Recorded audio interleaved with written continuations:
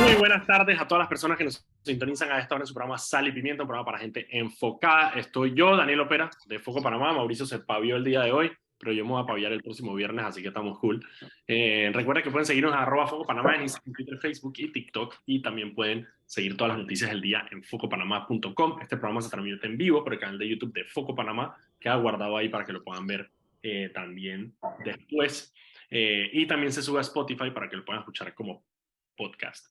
Hoy vamos a tener un excelente programa. Vamos a tener dos invitados con los que vamos a hablar de dos cosas diametralmente diferentes, pero está bien interesante. Ahorita en unos minutos vamos a estar hablando con Luis Alfaro. Él es arquitecto, urbanista, y vamos a hablar un poco de este concepto de las ciudades de 15 minutos, porque ha habido cierta confusión en Internet sobre el tema de las ciudades de 15 minutos. Hay toda una conspiración, está súper interesante. Y Luis Alfaro, que bueno, casualmente recientemente acaba de estudiar casualmente este tema en una universidad en Barcelona, nos va a hablar un poco de ese tema de las ciudades de 15 minutos.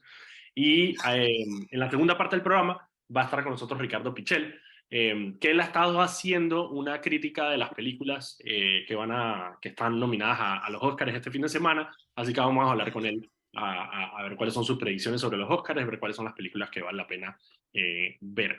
Primero, antes de irnos con la entrevista, voy a ver con algunas de las noticias del día eh, para que estén enterados a esta hora a las 5 de la tarde. Uno, el gobierno firmó la ley, no, ya nombró a la persona que va a estar a cargo del Ministerio de la Mujer, que fue recién creado por medio de una ley, y la persona que va a estar encargada de ese ministerio es Juana Herrera, que ella es hermana de Balbina Herrera, va a ser la nueva ministra de la Mujer. Ella viene de trabajar como médico psiquiatra y ha sido directora del INSAM, del Instituto de Salud Mental, en dos ocasiones. Parte de lo interesante de este tema es que, a pesar de aparentemente ser un logro importante en el tema de la igualdad del Ministerio de la Mujer, la verdad es que la noticia no ha calado mucho, y eso que incluso lo firmaron. El presidente hizo todo un show en el gabinete de firmarla el Día de la Mujer, del Día Internacional de la Mujer, el 8 de marzo. Sin embargo, aparentemente yo creo que es parte del pensamiento colectivo que hay de que más instituciones no necesariamente significa mejores instituciones, y que en la creación de este Instituto de la Mujer no necesariamente significa que se van a hacer resolver muchos de los problemas por los cuales las mujeres protestaron el 8 de marzo, que es igualdad, igualdad salarial, bueno, a lo básico, evitar los femicidios y todos estos temas, digamos, de seguridad y de igualdad no necesariamente se van a resolver con la creación del Instituto del Ministerio de la Mujer. Lo que sí es que le va a dar más presupuesto. Antes teníamos solamente el INAMU, que era el Instituto Nacional de la Mujer. Ahora vamos a tener un ministerio, y eso significa que hay unos fondos que van a estar establecidos, que son mucho más de los que tenía el INAMU. La otra noticia importante es que ayer, en la conferencia de prensa del tema de la mina, que no lo detallamos ayer en el programa, no nos dio chance, se detalló una de las cosas principales de este acuerdo, que es en qué se va a usar la plata que va a entrar de la mina. Ahí hay dos cosas. Uno, en teoría, según una de las respuestas que dio el ministro Federico Alfaro, eh, la empresa va a pagar, apenas quede en firme y sea firmada por Cortizo la ley del contrato del nuevo acuerdo minero, se van a desembolsar un dinero correspondiente a el año 2022 que no se pagó, y van a ser alrededor de 300 y pico, a 390 millones de dólares más o menos que va a dar la empresa. Y aparte, entonces, los 375, que es el mínimo, más lo que haya en plus en regalías, por eso los 375 millones anuales que van a entrar al Estado se van a repartir de la siguiente manera.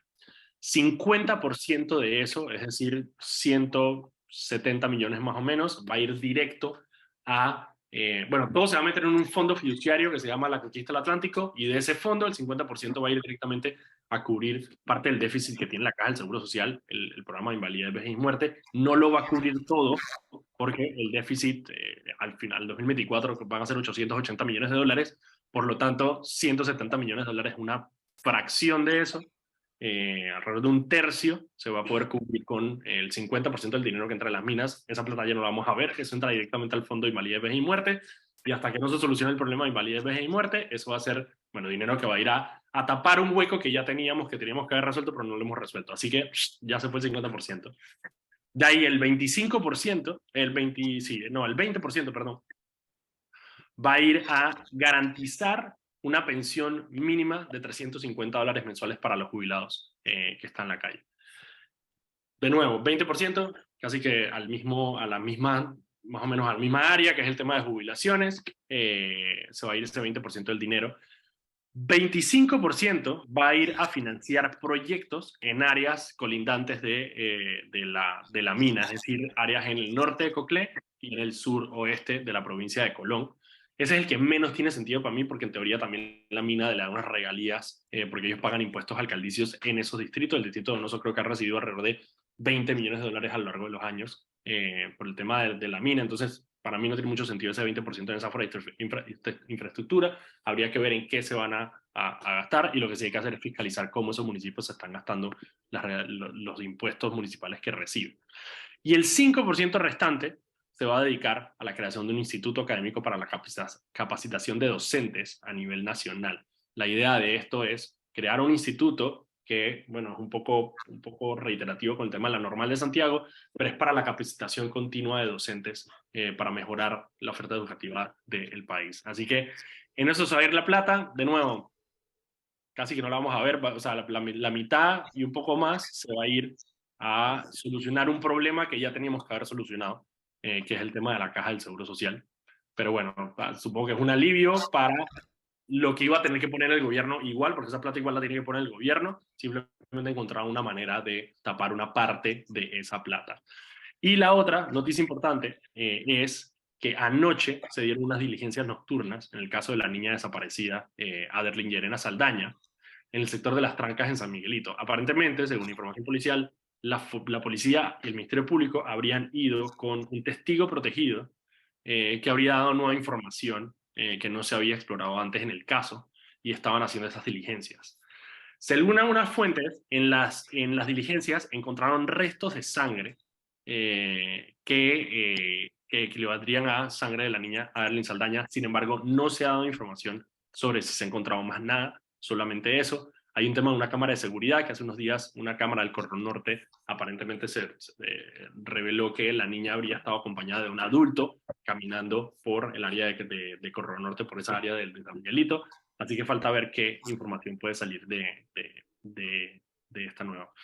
Y la otra, la única que tenía positiva, es que en Taboga hubo unas fotos que circularon de algunos usuarios de redes sociales que postearon el fenómeno conocido como bioluminiscencia, que es cuando el plancton emite luz en la noche. Y obviamente, bueno, si van a... Es que no sé si nosotros lo pusimos, creo que nosotros lo pusimos en foco, pero no estoy seguro. Pero si lo buscan como bioluminiscencia Taboga, van a encontrar van a encontrar este fenómeno que está súper interesante. Se ilumina el mar de un color como azul muy intenso, y el hecho de que lo tengamos en Taboga está extremadamente creepy. Ok, con eso terminó el recap así de las noticias rapiditas que han pasado durante el día, y ahora sí le doy la bienvenida a Luis Alfaro. ¿Cómo estás, Luis? Muy bien, gracias. ¿Y tú, Daniel? Bastante bien. Ok, Luis, vamos a empezar primero con la explicación del concepto de la ciudad de 15 minutos, y yo después me meto en la guía de cuál es la conspiración aparentemente que hay detrás de este concepto de ciudades de 15 minutos. Vale. Mira, las ciudades de 15 minutos es un concepto reciente, pero las ciudades de 15 minutos no son algo nuevo. Las ciudades de 15 minutos son algo que ha existido por mucho tiempo, e inclusive muchas de las principales ciudades europeas, por ejemplo, o la ciudad de Nueva York, por ejemplo, son ciudades de 15 minutos. Esto significa que en un radio de unos 15 minutos a pie o 15 minutos en bicicleta, tú puedes encontrar todos los servicios y todo lo que tú necesitas para vivir en ciudad. Esto se traduce a, en un radio de 15 minutos, tú tienes vivienda, tú tienes trabajo, tú tienes servicios, tú tienes salud, Sí, un espacios supermercado, un centro de culturales, salud, un centro educativo. exacto, abastecimiento, todo lo que tú necesitas para vivir en ciudad, tú lo tienes en un radio caminable de unos 15 minutos. O sea, que todo te queda cerca, básicamente. Entonces, Ok, esto es un concepto que lo creó un profesor, un urbanista científico colombiano que vive en París desde hace mucho tiempo y que es la ok. mano derecha de la alcaldesa de París. Entonces, él acuñó este concepto, que es un concepto que se puede entender de una manera muy fácil, es una manera de entender la ciudad, es una manera que se puede explicar muy fácilmente el tipo de intervenciones que se quieren hacer para poder lograr una ciudad con calidad de vida, donde no hay tiempo de desplazamientos grandes, donde todo te queda cerca y donde hay mucha comodidad. Y digo, sí, porque cuando yo pienso, por ejemplo, el ejemplo que más se me viene a la mente, por lo menos en Panamá, es Casco Viejo, por ejemplo, en su momento. O sea, en Casco Viejo la gente Efectivamente, vivía dentro de Casco Viejo, compraba dentro de Casco Viejo, digo, con todas las implicaciones exactamente, que eso tenía en el intramuros y el extramuros, pero la gente vivía de alguna manera en estos 10 de 15 minutos. Y en Panamá hay exactamente. algunos barrios que incluso pueden ser así, o sea, San Francisco, por ejemplo, o el Cangrejo, es Exacto. quizá ejemplo de eso. O sea, que no es algo novedoso tampoco dentro de lo que cabe. Exacto. Yo diría que quizás a San Francisco le faltaría un poco áreas para poder Aceras, caminar, aceras, aceras.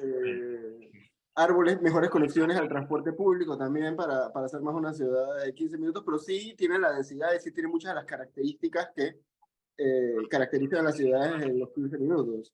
Entonces, este concepto se volvió muy popular en la pandemia Ok, por que estábamos encerrados y porque había muchas ciudades tomaron acciones para poder hacer que las personas pudieran acceder a todos los servicios básicos que necesitaban para poder vivir y para poder seguir existiendo mientras estábamos pasando por estos momentos.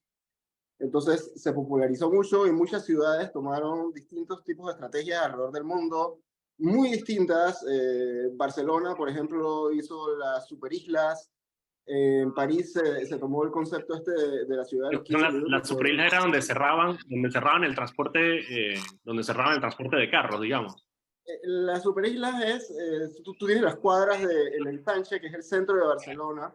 Sí. Entonces ellos las agrupaban en grupos de 3 por 3, o sea, 9 cuadras. Entonces los carros podían circular en el perímetro de estas 9 cuadras, pero hacia el interior las calles las volvieron peatonales y donde solo podían entrar determinadas transporte público y cosas así. Entonces peatonalizaron muchísimo asfalto en la ciudad de Barcelona. Qué Entonces, brutal. bueno, Sí, esto es eso un plan. Se han hecho algunas islas de estas. Esto es un plan, solo se han implementado un par, pero tienen planes de seguir implementándolo a lo largo de toda la ciudad.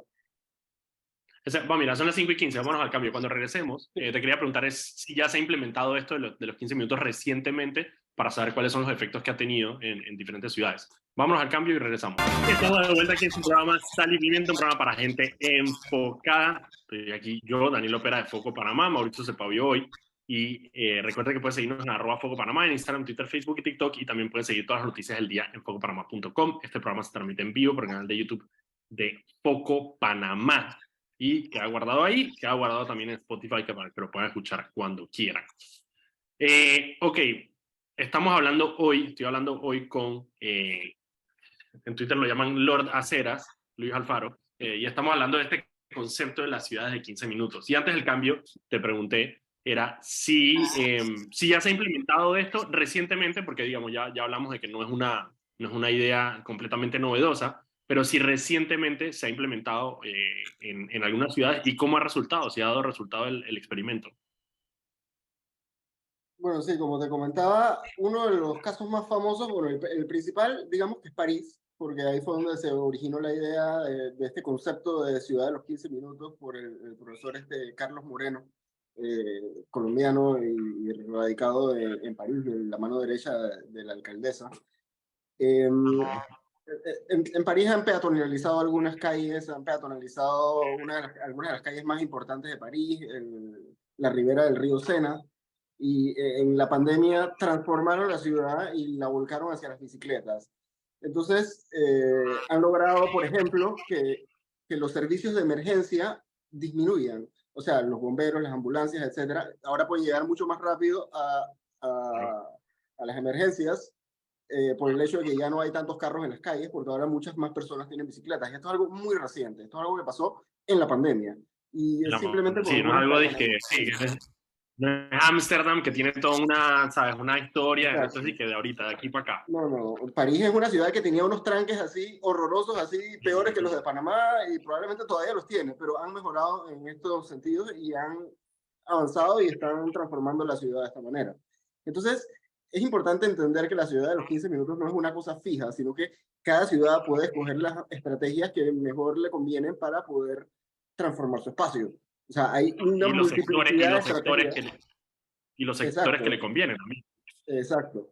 O sea, lo importante de entender es que las ciudades son policéntricas y no que está todo atado a un solo centro donde está todo, sino, y todo el mundo tiene que desplazarse un montón de distancia para poder llegar a este centro y para poder acceder a todos estos servicios. O sea, si París es una ciudad de los 15 minutos, yo diría que Panamá es una ciudad de los 150 minutos, porque todo nos queda lejos y tenemos que ir lejos para llegar a cualquier lugar y tenemos que estar en Ir tranque al por muchas súper, horas. man. O sea, sí, sí, para ir Entonces, al súper te tienes que bajar 3 paradas antes de tu casa para poder llegar. sí, entonces la Qué idea locura. es disminuir los tiempos de desplazamiento acercando los servicios hacia donde viven las personas. Esto incluye parques, salud, arte, etcétera, de todo lo que hemos estado hablando. Entonces, por ejemplo, otras ciudades, no conozco detalles de este caso, solo muy por encima, Buenos Aires, por ejemplo, que ha optado por hacer mercados y por acercar la comida a los barrios. Entonces, esta es otra estrategia distinta. O, por ejemplo, la ciudad de Milán, que también ha optado por carriles de bicicleta para que las personas se puedan desplazar de una manera más rápida y no ocupar tanto espacio en la calle. Entonces, son muchas las maneras en que las ciudades pueden atacar y tratar de reducir el tiempo de desplazamiento de las personas a los servicios básicos y mejorar la calidad de vida de las personas. Mira, yo me puse a buscar porque yo dije, bueno, o sea, me puse a leer un poco por la ciudad de 15 minutos y yo dije, esto es espectacular, o sea, yo ahora mismo estoy en Madrid y eso es exactamente eso, o sea, yo tengo aquí, o sea, lo que uno necesita caminando completamente. Y yo dije, aquí, a ver, o sea, por qué habría gente en contra de esto? Entonces me puse a investigar por qué y de dónde nació como toda esta conspiración. Mm, Y resulta que todo viene porque la ciudad de Oxford en Inglaterra eh, empezó a realizar unos planes donde parte del plan era restringir el acceso de vehículos a ciertas áreas de la ciudad para efectivamente. poder, precisamente, lo mismo que hicieron en Barcelona, hey, vamos a hacer esto, solamente esto. Creo que el de Oxford ni siquiera era tan grave, sino que era más como el que hay, por ejemplo, aquí en Madrid, que es que en la zona centro-centro solamente pueden Exacto. ingresar los carros, transporte público, reparto y personas que vivan en los lugares y que tengan estacionamientos designados. Entonces, la de Efectivamente. Oxford era más o menos lo mismo. Y un grupo de personas, de vecinos, que no estaban conformes con el hecho de que le fueran a eliminar la posibilidad de transportarse en carro por estas áreas, empezaron a hablar, esto muy atado con el tema de la pandemia, de nuevo. Igual que la solución vino Efectivamente. de la pandemia, los problemas también. Efectivamente. Entonces, toda esta gente que ya de por sí tenía un recelo sobre el control gubernamental durante la pandemia y el tema de la vacunación y la obligatoriedad de la vacunación, empezaron a distribuir o a difundir la idea de que esto era una conspiración por parte de los mismos agentes que obligaban a la gente supuestamente a vacunarse para el control ciudadano. Y la manera Exacto. que ellos lo pintan es que al estar tú a 15 minutos de todo, como que se concentra la población y es más fácil vigilarte. Y entonces van a poder vigilarte, el gobierno te va a poder vigilar por cámaras de seguridad. Y el gobierno va a impedir que tú transites libremente en carro por las áreas donde tú quieres transitar. Y como que según ellos, como que te quitan esa libertad de movilizarte en tu vehículo. Inclusive van más allá. Ellos dicen que te van a encerrar en guetos, que van a Ajá, encerrar, exacto. que van a dividir a la ciudad en guetos y que van a segregarlas y que tú no vas a poder salir de Como tu gueto de 15 minutos. exacto, dije, clasificando a las personas, que no te vas a poder Exacto. mover de un sector de la ciudad a otro. Eso es Y obviamente es una totalmente locura, absurdo. es una locura. Es una Es locura, es absurdo. una locura que no tiene ni pies ni cabeza. Pero Tengo claro, entendido que entonces, inclusive en Oxford son minoría las personas que están sí, sí, sí, con obviamente, esto. era Son un literalmente grupo un muy grupo de vocal. vecinos, Sí, era sí, un grupo de vecinos. Entonces, ¿qué sí. pasa? Precisamente como las redes estas que se crearon por el uso de plataformas como Telegram, por ejemplo, para el tema de las conspiraciones que nacieron de la pandemia, con el tema del 5G y toda esta paja, esa información empezó a moverse geográficamente. Entonces, por ejemplo, hubo una manifestación en Canadá precisamente por lo mismo, porque urbanista, yo no sé, yo te presenté como urbanista, pero no sé si tú eres urbanista. ¿Tú eres urbanista o no? Yo soy paisajista, pero sí, también me considero urbanista, sí. Paisajista, ok.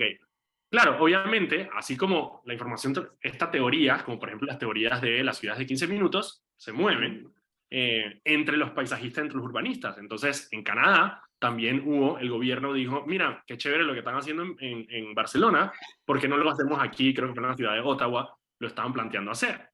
Y pasó lo mismo. Un grupo de vecinos empezó a tener todas estas pancartas y en Canadá pasó algo muy interesante que es que sí hubo un intercambio como genuino porque el encargado de urbanismo de la alcaldía fue a la manifestación, como que a responder todas estas preguntas que tenían las personas sobre el tema de 15 minutos y se cansó obviamente de decir que no era un tema de vigilancia, que se iban a poder mover libremente entre los sectores, o sea que no tenía ninguno de estos componentes digamos, de conspiración que había en todo este tema.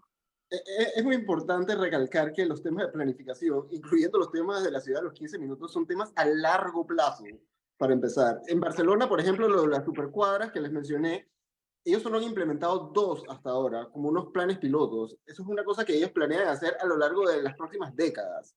Es una cosa que va a Sí, sí, tomar sí. mucho tiempo En el, implementar. en el example que es enorme, que tiene no sé cuántas cuadras tiene, pero o sea, Un 9 es montón. nada. Exacto. No, yo Y creo que es han sido brutal. muy Yo creo que exitosas las que han implementado ya, que son las de San Antonio y las de Poblenou.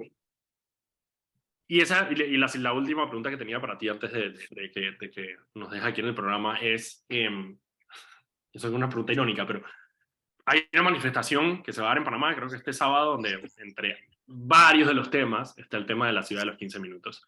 Y tú como una persona que es un crítico constante de la falta de planificación urbana en nuestras ciudades, en nuestro país, para bien o para mal, ¿qué tan lejos estamos de poder implementar ciudades de 15 minutos en Panamá?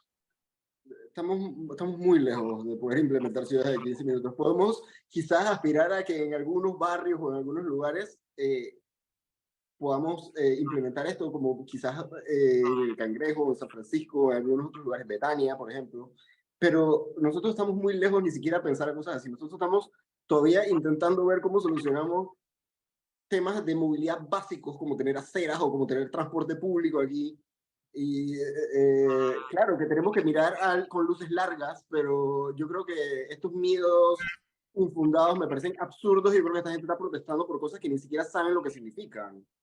Entonces, me parece irónico que además estén protestando en un parque, porque, o sea, un parque, esto es lo que necesitamos. Si tuvieras en un tranque, que eso es lo que estás pidiendo, o sea, básicamente, si lo que están pidiendo es querer tener más tranque, porque básicamente Ciudad de 15 minutos es ayudar a la gente a no tener tranque y poder tener las cosas cerca de donde tú vives o donde tú trabajas.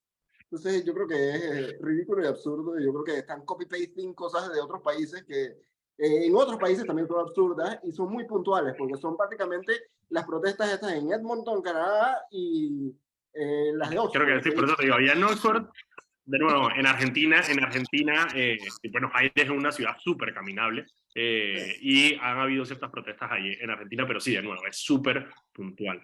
Yo, honestamente, por ejemplo, mi Argentina se podría peatonalizar completa y no pasaría absolutamente nada. Totalmente, estoy de acuerdo. No pasaría absolutamente nada. Yo creo que tenemos una oportunidad de oro, por ejemplo, con el Casco Viejo. El Casco Viejo lo podías Exactamente. peatonalizar bien y no pasaría, o sea, no se afectaría absolutamente nada. Así es. Y no, ni Y siquiera se trata totalmente de peatonalizar todo completamente. Es no, simplemente podrían hacer prohibir algunos restricciones. lugares. Pero Claro, eso, por eso pues, te digo, yo creo que podríamos hacer un par de planes pilotos ahí. Luis, exactamente. tengo pendiente más conversaciones contigo. Muchísimas gracias por estar aquí en el programa con nosotros, Muchas aclarando un gracias por poco la las dudas del invitación. tema. Brutal. Son las 5:31. Vámonos al cambio. Cuando regresemos, ya va a estar con nosotros Ricardo Pichel y también va a estar con nosotros Alfredo Berguido para hablar de películas y cine. Vamos a hablar con ellos.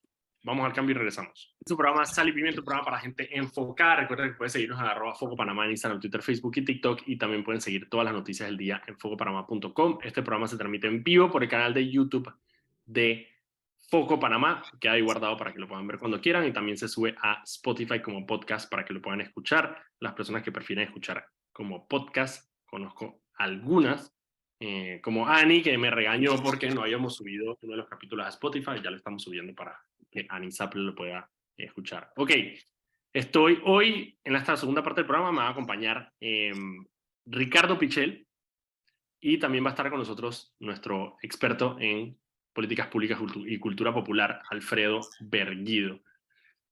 Y con ellos quiero hablar de películas. A mí una de las cosas que me apasiona es el cine, y obviamente este fin de semana son los Óscares. Y con Alfredo quiero hablar un poco de las políticas detrás de los Óscares y lo que está, digamos, detrás de la cortina un poco de los premios, no tanto las películas. Y con Ricardo sí quiero hablar de las películas porque él está haciendo unas críticas en la prensa, si no me equivoco, ¿no?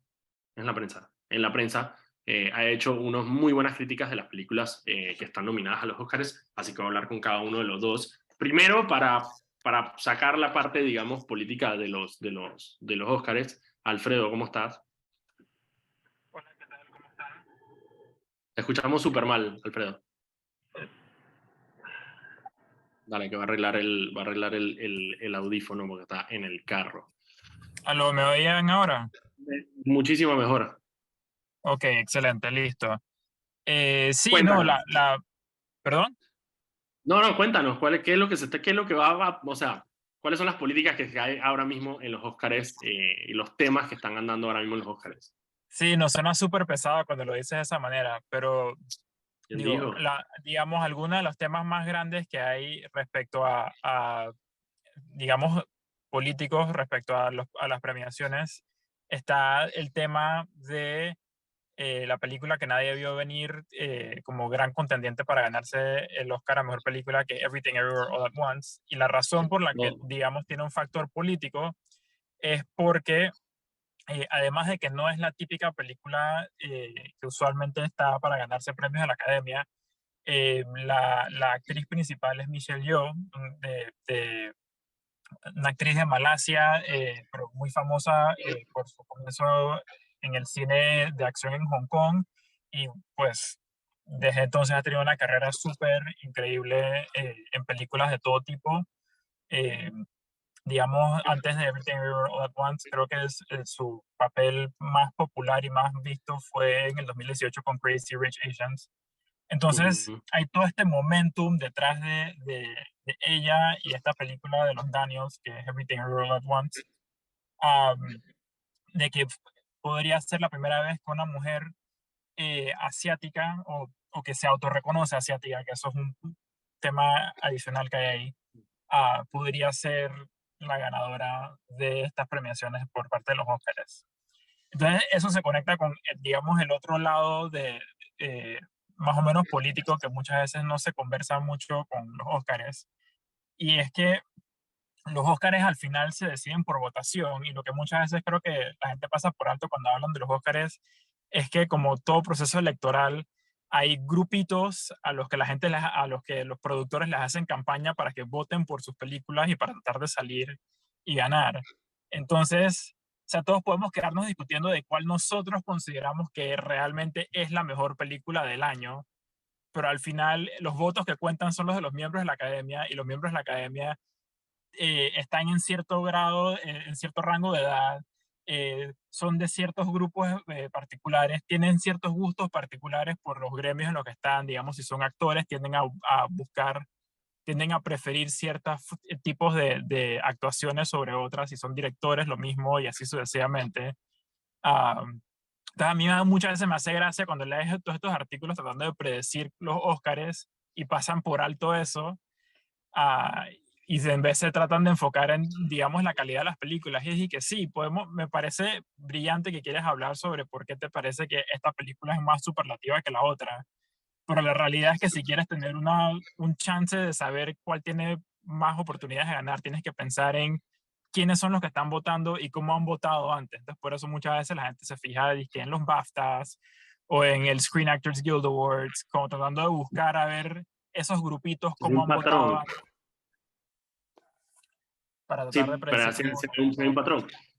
Eso me recuerda, el ejemplo más claro que yo creo que hay de eso es cuando ganó, creo que fue en el 2018, que ganó The Revenant, que es la película esta con Leonardo DiCaprio, que Ujú. muchos habló de que parte del premio era por lo difícil que fue hacer la película. Más allá de cómo terminó siendo la película, era disque sufrió unos retrasos enormes, hubo disque un poco de accidentes en el set, se grabó en un invierno brutal, y como que parte de eso era lo que estaban premiando, que mucha gente decía, dije, espérate, pero ¿por qué no está?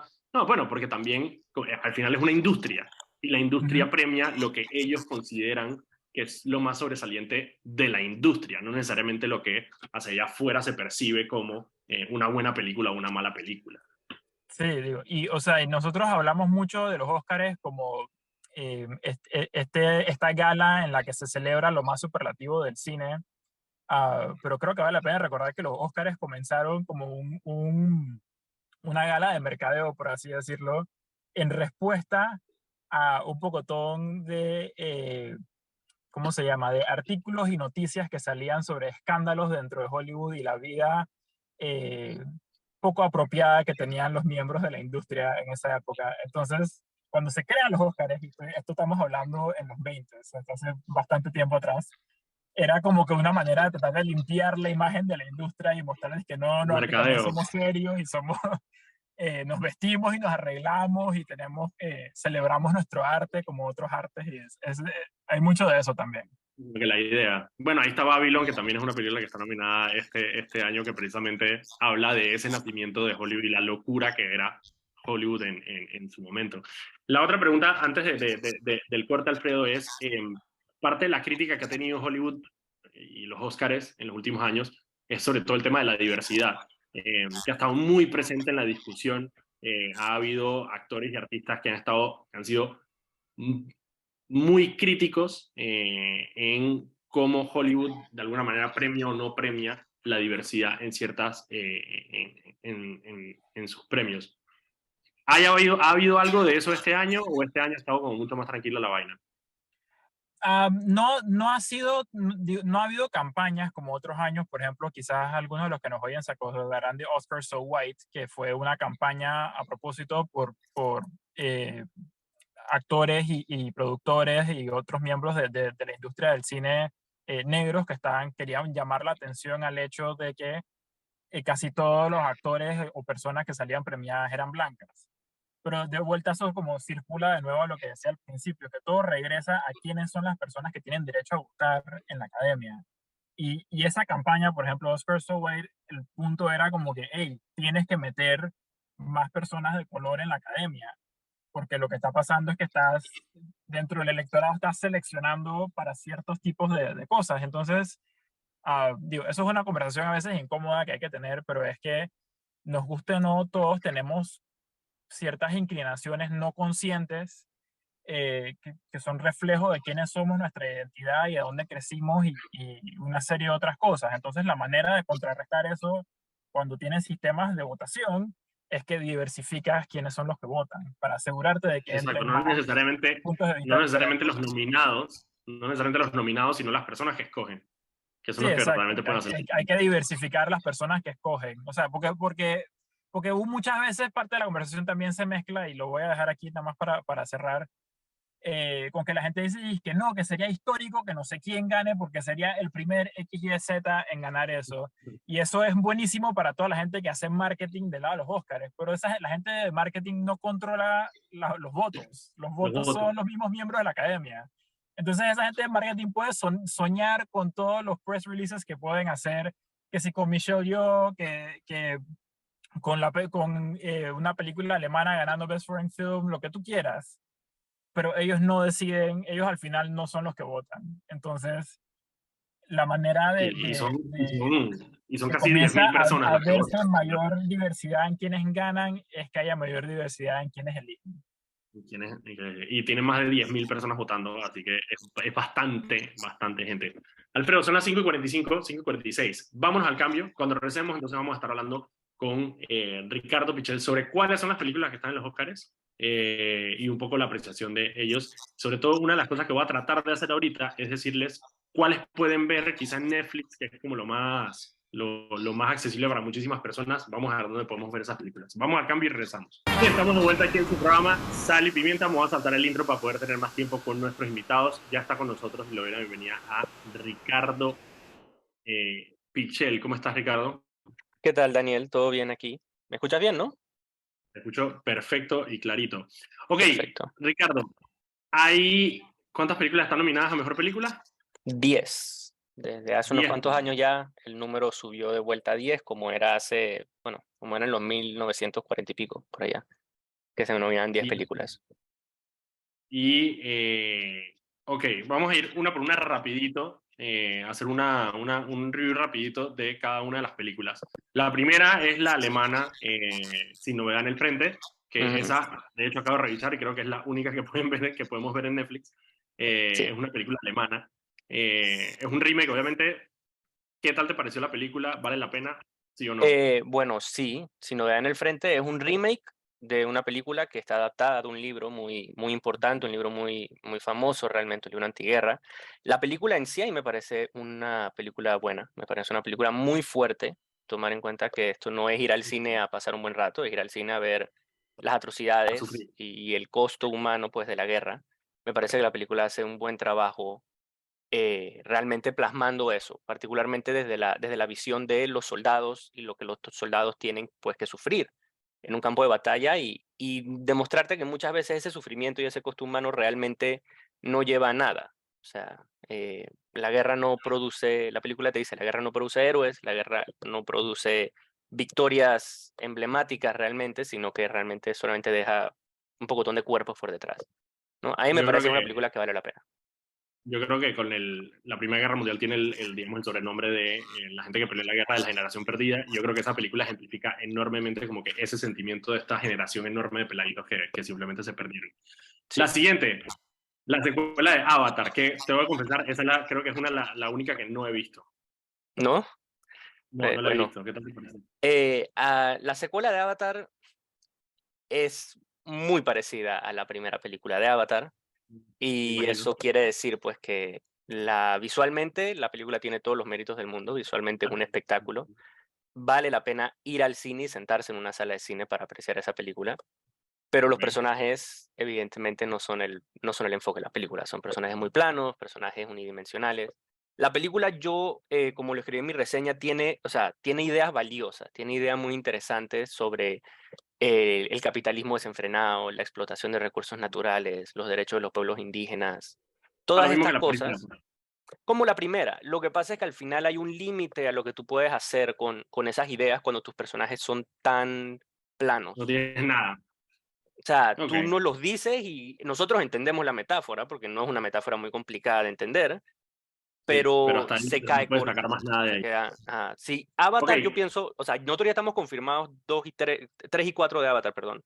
Yo creo que si en las futuras los personajes se les da un poco más de profundidad, Avatar podría llegar a ser una franquicia de ciencia ficción Ya. muy, muy, muy importante. El problema con Avatar es que después de varios años de no ver la primera, la volví a ver y no me acordaba absolutamente nada de lo que pasaba. Así que para mí ese es el problema de Avatar.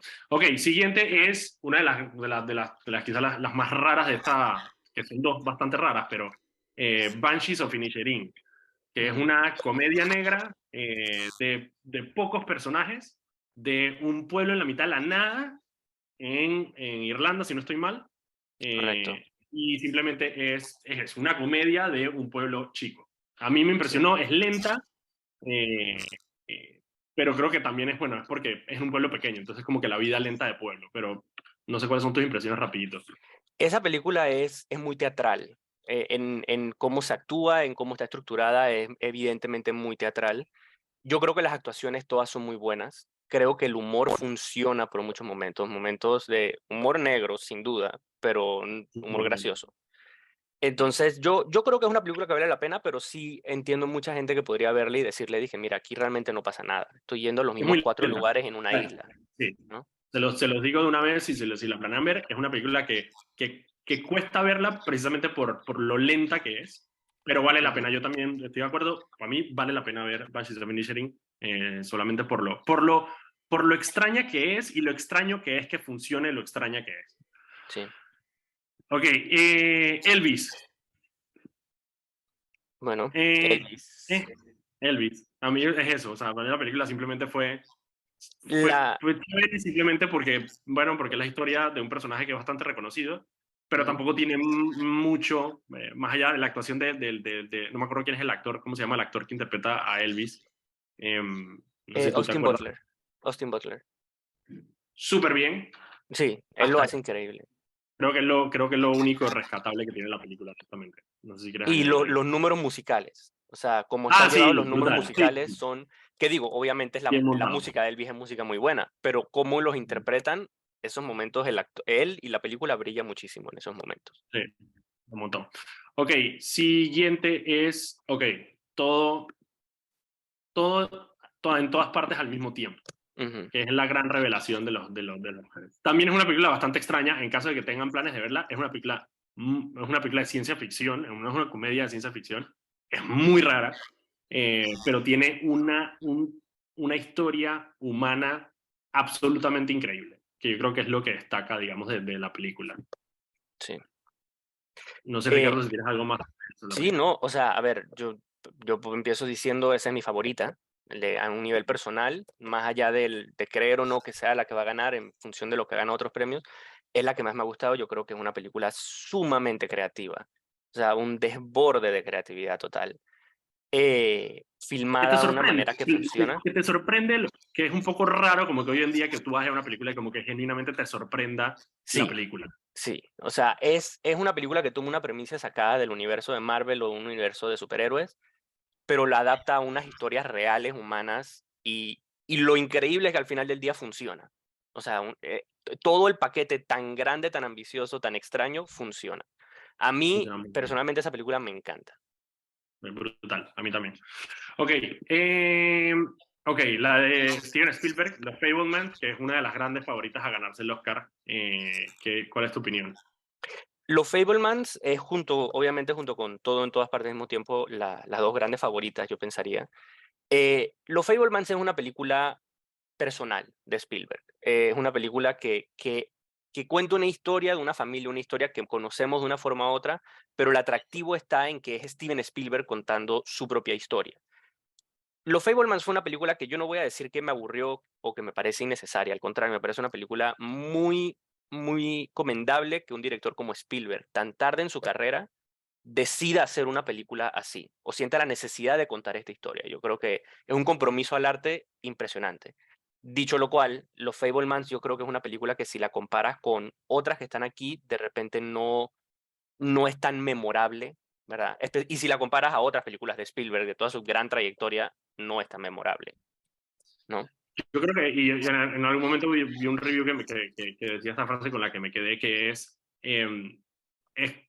que es una película tan sencilla que el hecho de que la haga Steven Spielberg es como, y él hacía ponía el ejemplo, no sé si se acuerdan de, bueno, si algunas vez vieron Bob Esponja, hay todo un capítulo donde él va a una competencia de hamburguesa y hace la hamburguesa insignia del Krusty, no me acuerdo cómo se llama el lugar, el restaurante donde trabaja él, que es una hamburguesa sencilla, es literalmente disque carne, queso, pepinillos y salsas.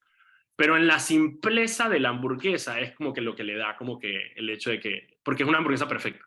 Sí, Sin ser pretenciosa, es una hamburguesa perfecta. Y yo creo que Fableman es un poco eso. Es un drama, ni más ni menos, no es nada espectacular, pero está tan bien hecha que simplemente es como sencillamente como muy bonita y muy bien hecha. Y eso es todo.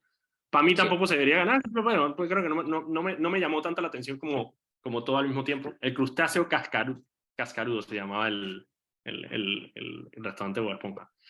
Así que Fableman para mí es eso, es una película. Es una película simplemente que la hizo Spielberg y está muy buena. Correcto. Tar, Tar es una película, bueno, que probablemente se va a ganar mejor actriz, que es Cate Blanchett, que es eso, lo increíble de esta película, y yo creo que de The Whale, de La Ballena, es que son películas de personajes. O sea, el personaje está en cada una de las escenas de toda la película. Y eso hace que obviamente tenga un peso importante porque el actor tiene esta responsabilidad de cargar la película entera por la hora y media que le estás viendo. A mí Tar me gustó muchísimo, muchísimo. No sé tú, rapidito. A mí Tar me gustó muchísimo, pero también reconozco que Tar es una película por momentos muy, en la forma en la que está hecha, es una película que puede llegar a ser bien ecléctica en ciertos momentos, ¿no?